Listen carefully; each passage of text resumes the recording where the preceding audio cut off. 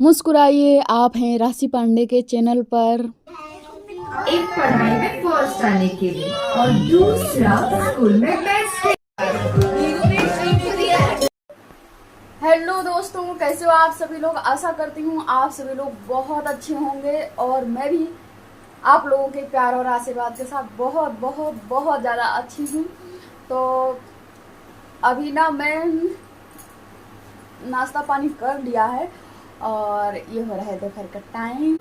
आज मैंने नाश्ता थोड़ा सा लेट किया था, तो अभी दोपहर के खाने में क्या बनाएंगे, चावल सादा सा और नहीं पता, पालक आलू की सब्जी, जैसे पालक पनीर बनाते हैं ना वैसे ही। और आज मैंने धुले थे बाल, तो क्योंकि कहीं जाना था और मैंने तेल डाल रखा था और कल एकादशी थी इसलिए कल धुलेंगे नहीं, तो आज धुल लिए थे।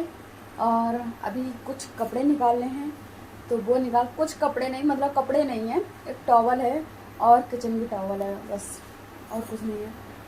तो फिर मिलते हैं आपसे शाम को पार्टी में, आपको भी दिखाएंगे, है ना। और ये देखिए मेरी नेल पेंट, और बने रहिए आप वीडियो में।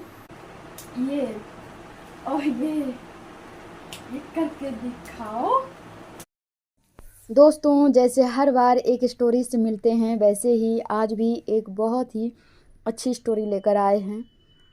तो आइए चलते हैं। ये कहानी है एक प्रोफेसर की। एक बार एक प्रोफेसर अपनी क्लास में बच्चों को एक कहानी सुना रहे थे। तो ये कहानी इस प्रकार थी कि एक बार एक समुद्र में बड़ा सा जहाज़ जा रहा था। उस पर कई सारे यात्री सवार थे। अचानक एक बड़ी दुर्घटना होती है और जहाज़ खराब हो जाता है, जिसकी वजह से उस जहाज़ का जो कैप्टन होता है वो अनाउंस करता है कि यह जहाज़ डूबने वाला है और सारे यात्रियों को यह जहाज़ खाली करना होगा। अब तो लाइफ बोट पर सभी यात्री सवार होने के लिए लोगों की भीड़ लग रही थी। लोग कहते कि कितनी जल्दी मुझे मौका मिले तो मैं यहाँ जाऊँ। लगभग सभी यात्री सुरक्षित किनारे पहुँच जाते हैं, लेकिन अंत समय आता है कि जब जहाज़ डूबने वाला होता है तो उस पर एक युगल जोड़ा होता है, मतलब दो व्यक्ति होते हैं जो पति पत्नी होते हैं, और लाइफ बोट एक ही होती है। तो पति अपनी पत्नी को धक्का दे देता है और खुद उस लाइफ बोट पर कूद जाता है और जहाज़ डूब रहा होता है। तो पत्नी चिल्लाकर अपने पति से कहती है कुछ ज़ोर से। अब प्रोफेसर बीच में ही कहानी को छोड़ देते हैं और बच्चों से कहते हैं, अच्छा बच्चों बताइए कि आपको क्या लगता है उस पत्नी ने अपने पति से क्या कहा होगा। अब सभी बच्चे सोच रहे थे, तो कुछ बच्चे अपना जवाब भी दे रहे थे। तो किसी ने कहा, उस पत्नी ने कहा होगा कि तुम बड़े सेल्फिश निकले कि तुमने मुझे छोड़ दिया। या किसी ने कहा कि उस पत्नी ने कहा होगा मुझे भी बचाओ, मुझे भी साथ ले जाते। उन्हीं बच्चों के बीच में एक बच्चा वहाँ पर शांत चुपचाप बैठा हुआ होता है। तो प्रोफेसर जो होते हैं उस बच्चे को देखते हैं और उस बच्चे से पूछते हैं कि तुम क्यों शांत बैठे हो, तुम भी बताओ इसका कुछ आंसर, क्या तुम्हें पता है। तो वह बच्चा बोलता है कि सर, उस पत्नी ने अपने पति से कहा होगा कि मेरे बच्चे का ख्याल रखना। अब प्रोफेसर एकदम शांत। प्रोफेसर उस बच्चे से कहते हैं कि जवाब तो सही है, लेकिन मुझे ये बताओ ये तुम्हें पता कैसे चला, क्या तुमने पहले से कोई स्टोरी सुन रखी थी। तो वह बच्चा बोलता है नहीं, मैंने कोई स्टोरी नहीं सुन रखी थी, लेकिन जब मेरी माँ अंत समय में अपनी अंतिम सांसें गिन रही थी तो उसने भी मेरे पिता से बस यही शब्द बोले थे कि मेरे बच्चे का ध्यान रखना, तो इसीलिए मैंने ये बताया। अब प्रोफेसर एकदम निशब्द थे, उनकी आंखों में आंसू थे और बहुत ही दुखी थे। लेकिन फिर प्रोफेसर सभी बच्चों से कहते हैं कि कहानी अभी यहीं नहीं ख़त्म हुई, इसके आगे भी है।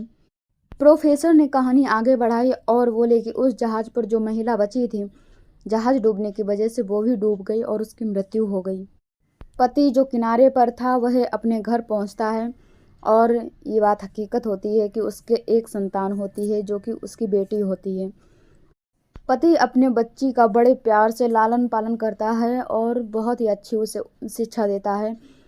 उसको काबिल लायक बनाने के बाद एक समय आता है कि जब उसकी शादी करने का समय आता है, वह अपनी बेटी की शादी कर देता है और कुछ दिनों बाद वह भी मर जाता है।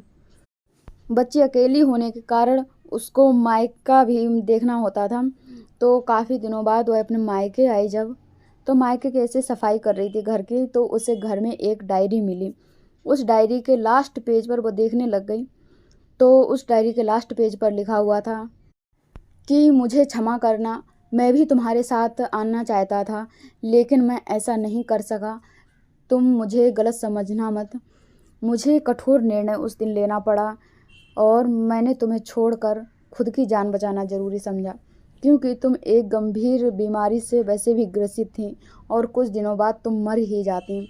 तो बच्चे का लालन पालन करने के लिए, पालन पोषण करने के लिए मुझे अपनी जान बचाना ज़्यादा ज़रूरी लगा।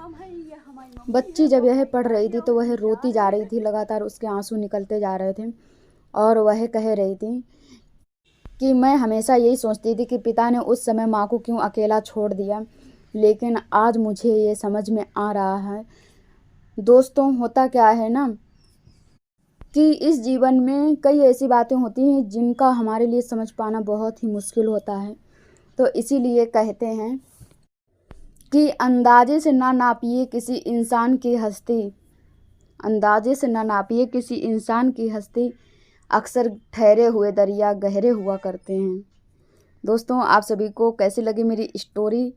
आशा करती हूँ बहुत अच्छी लगी होगी। एक लाइक आप लोगों को मेरे लिए प्रेरणा बनती है। लाइक शेयर सब्सक्राइब जरूर कीजिएगा। मिलते हैं आपसे नेक्स्ट स्टोरी के साथ में, तब तक के लिए बाय बाय।